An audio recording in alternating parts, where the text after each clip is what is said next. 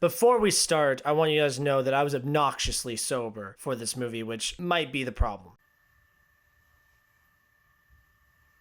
Hello, Adam Ryan Donato. Hello, Adam Ryan Donato. Hello, Adam Ryan Donato. Hello, Adam Ryan Donato. Hello, Adam Ryan Donato. Hello, Adam Ryan Donato. Hello, Adam Ryan Donato. Hello, Adam Ryan Donato. Hello, Adam Ryan Donato. Hello, Adam Ryan Donato. Hello, Adam Ryan Donaldo. Hello, Adam Ryan Donato. Hello, Adam Ryan Donato. Hello, Adam Ryan Donato. Hello, Adam Ryan Donato. Hello, Adam Ryan Donato. Hello, Adam Ryan Donato. Hello. I know it's been a minute. I was working on my Adams Award show. You guys can check that out. I did some songs, some dance, and some awards, and it was a great fun time, and the Oscars were terrible, as per usual. The movie I saw tonight was Morbius. Morbius has become infamous for being the worst superhero movie of our time. Honestly, it's been compared to a 2005 superhero movie as if it came out almost 2 decades ago, and I think a lot of that's very fair. Here's my hot take about this movie is I feel like it's a reverse Phantom Menace. People are saying it's the worst movie ever, when in reality it's alright, it's fine, it's okay. Like, it wasn't offensively bad or anything. There's a lot of bad things in it, and I would never say that it's good. They're overreacting. Honestly, this movie is whatever. So we have Jared Leto, who is someone that I enjoy. I like how awful and over the top and weird and dumb and creepy he is, usually. Say what you want about his roles in the Suicide Squad. Suicide Squad. He also was Paolo Gucci in House of Gucci. I quote those movies all the time because you could tell he's so passionate about those roles and he's trying so hard and he's so out there and weird. Yeah, a lot of it's bad, but a lot of it is just I can't take my eyes off it.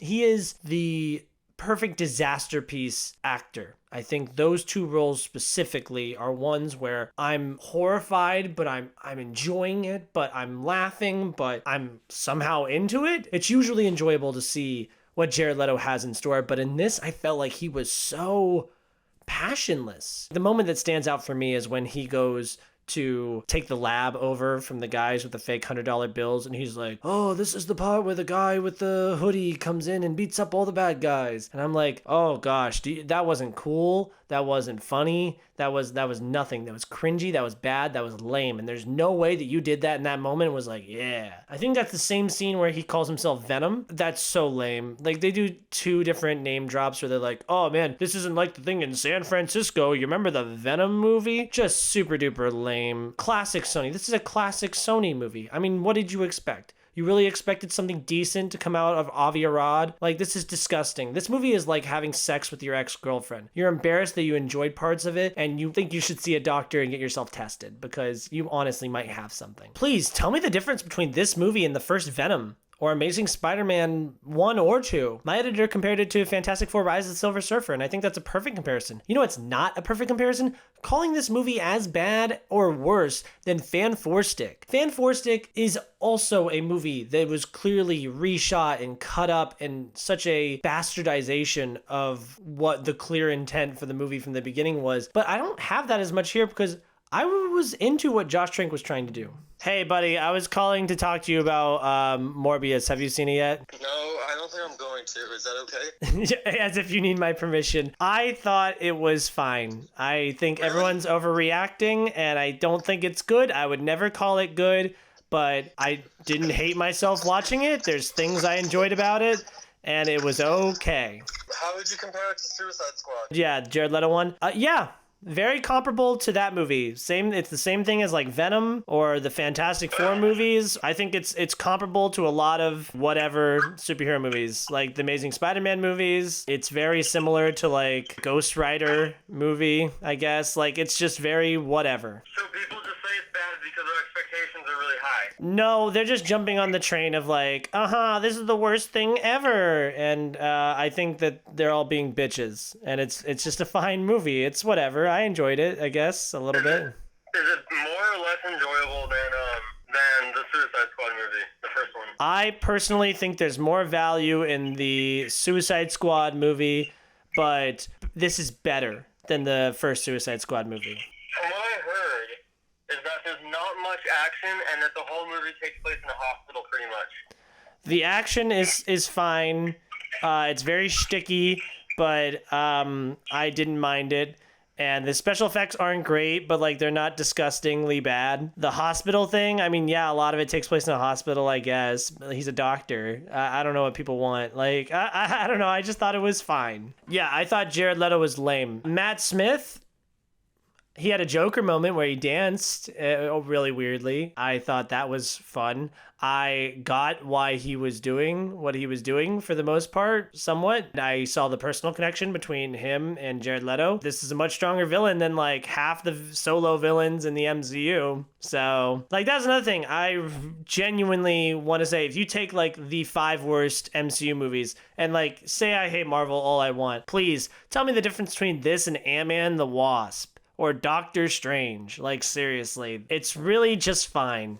It's okay. Marvel's known for bad villains, and at least there was a personal connection, and I got why he was doing what he was doing, and I knew who he was, and he had screen time with the hero. Adria Arjona, I mispronounced that, I'm so sorry. I thought she was fine. I thought the romance was lame. Spoilers, I guess. She turns into a vampire at the end. I think. I don't know. I don't really know. I don't know, because a lot of things in this movie don't really make sense, and I don't really understand them, and I'll get into more of that later. But Jared Harris is probably a vampire in this. He plays the caretaker of Morbius and Milo. He doesn't age because they show them as kids, and Jared Harris is like an adult. Morbius and Matt Dillon are now like in their late 30s, early 40s or whatever. Jared Harris is the same age. So he was whatever. I'm going to say something really nice here. I think Tyrese Gibson and Al Madrigal are one of the best parts about this movie. I was so interested in their like little detective story, trying to figure out what's going on here with everything. Al was hilarious. Like, he's just a boat. How do you do on boats? Like, do you do any experiments on boats? All of his little side quips I thought were like funny. Tyrese was serious, and I thought that was refreshing because I'm so used to seeing him be a goofball in Fast and Furious, and here he's like a serious veteran from Afghanistan, and now he's a detective, and you don't kill my cops. I thought it was fine, and it worked. Michael Keaton is in the movie. We'll get to that. Yeah, that's basically all I have, by the way, on this movie. It ends so abruptly and weirdly, so that's a problem I would say that I have. There's not going to be a sequel to this movie, so I don't know why they're like cliffhanging it for it to have a sequel. It's mercifully short, running at about 100 minutes. It's not like a slog to get through. There's so much lame dialogue in this movie. So many things happen that don't make sense. I thought it was so funny when they're first interrogating Michael Morbius. That was actually a good scene, and I was like, oh man, this is so tense because I feel like they know and I feel like he knows, and it's so interesting. Like, how's this gonna work? Immediately, like, Michael Morbius is just like, fuck this. He just runs away. He flies away too. And then he gets captured at gunpoint. I'm like, dude, you're a vampire who can fly and you're so fast. You're really gonna let this guy capture you? I guess he wanted to be there, which whatever. But I thought that the action with the slow-mo was cool at first, and I was like, oh, this is all they got. Like, this is the only thing. It was fine. It's a 2 out of 5 for me. It's okay. It's not the worst thing in the world. It's bad, and it's easy to make fun of, and it's your typical Sony bad movie. It's not the end of the world. You saw my phone call. I recommended it to my buddy. I mean, I didn't recommend it, but I didn't not recommend it. You know what I mean? Like, I didn't say, wow, you shouldn't go see this because it's terrible. But I was like, oh, you shouldn't not see this. Like, if you're interested in it, I think you should still go see it because it's fine and there's things in it that I like. Okay, spoiler time. Let's talk about some spoilers here. Morbius is a good guy, right? I thought he was going to try to kill himself after he killed Matt Smith. And then at the end, he just kind of like flies up and there's an ungodly amount of bats. That's it. Like, he vanquished his foe. What happens next? I don't know. His girlfriend's a vampire and he seems to be like proud of himself. I mostly want to talk about the mid-credits scenes. So Michael Keaton, who we knew was in the movie, we saw the trailers a long time ago. What's up, Doc? Yeah, like, oh god, so lame. So he's in this. It's revealed that there's a Doctor Strange-esque portal like from No Way Home that teleports him here, teleports him into a prison. They're like, oh, well, you're not a prisoner. Let's release you. He gets out. It's like, he's going to be out on the town being a villain. I love Michael Keaton. I think Michael Keaton's great in everything he does. Sure, go for it. I mean, if the MCU's not doing anything with him, then Fine. Then there's another after credit scene where like Jared Leto is like driving into the middle of nowhere, literally. Vulture shows up and he's like, hey, so you got my communique. I wanted to talk to you. And Jared Leto's like, yeah, why? Vulture's like, I don't know how I got here. Probably something to do with Spider-Man. He's the only person I know. Then the Vulture's like, oh, we should team up. Jared Leto's like, that's interesting. I don't know why that's interesting, Jared Leto. What's your deal? What do you want to do? What are your like desires going forward? Who are you now? Now that you've vanquished your foe, now that you have wrapped up your story here, why do you want to team up with people? Why do you care about Spider-Man? Who's Spider-Man to you? And that's another thing I'm so confused about. All these like Newsverse nerds would get up there and be like, so the Daily Bugle from the Tobey Maguire Spider-Man movies is there, but we also have Michael Keaton from the Tom Holland Spider-Man movies. There's also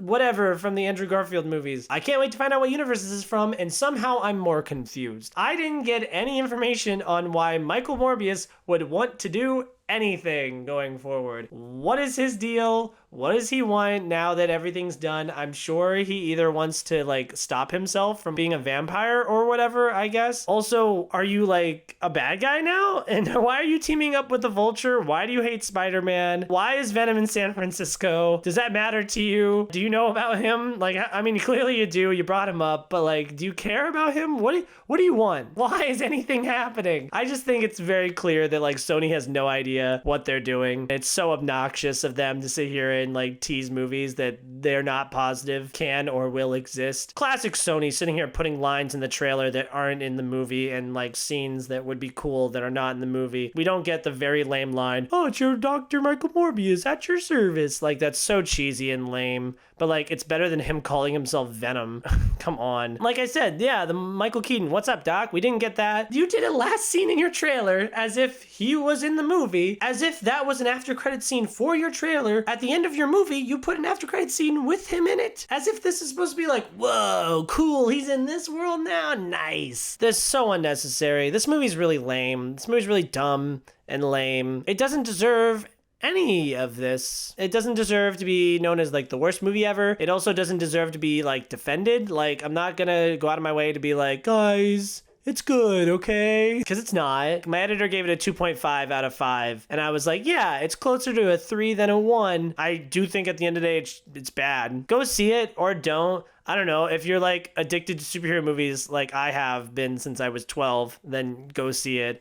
You see all my superhero movies lined up in order of release date. I'm sure it'll be a nice addition to my collection. I really won't watch this again, and I won't care about it after I defend it to my friends. I guess I'm gonna defend it. Check me out next time when I watch and review something else. What do you want me to review? If anyone commented anything, I would be like, yeah, I'll do it. And I'll do like a whole 20 minutes about why I'm passionate about it, I guess. Because I'm usually passionate about movies because I love movies. I guess people that don't like Morbius are just haters and they hate movies and they hate Marvel. And I think that that's lame because Marvel is cool. Okay? I love Marvel. You can take that to the bank.